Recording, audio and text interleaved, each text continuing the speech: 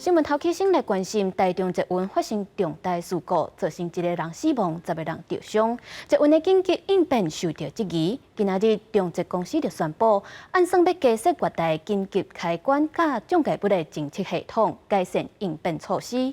那专家学者就咧讲，要爱真正来落实才是。水车员徛伫第一车厢的车头，双眼一直看头前轨道状况，完全唔敢放灵。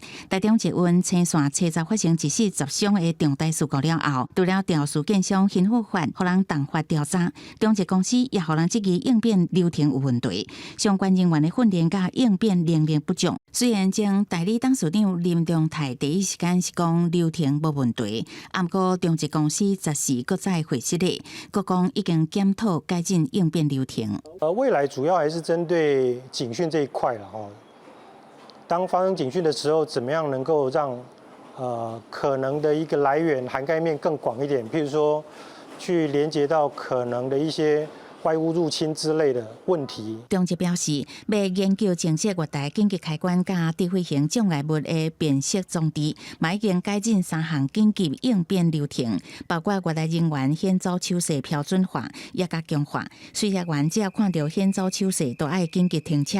另外，月台人员也是水车员，若发现各样，爱依照新的流程防止列车离站。水车人员手动操作面板的锁匙嘛，已经该独立吊挂伫皮包外口来减少使用锁匙的时间。对于中捷的检讨改进，交通业者予因肯定，不过建议一定要落实。可能要把这些 SOP 要负责执行的人员，他的教育训练必须要能够加强。侦测的部分如果能够更优化，我相信以后对于我们将来如果会造成碰撞风险的障碍物，不管它在什么位置我们都可以及时侦测出来。李克聪表示，中捷会改进相关的流程，都表示，确实以往无想到会有这个意外状况。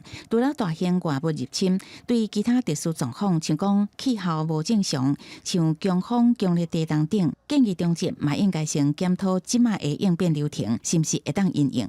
若做有不足，都应该立刻修正，才会当预先防范。记者综合报道。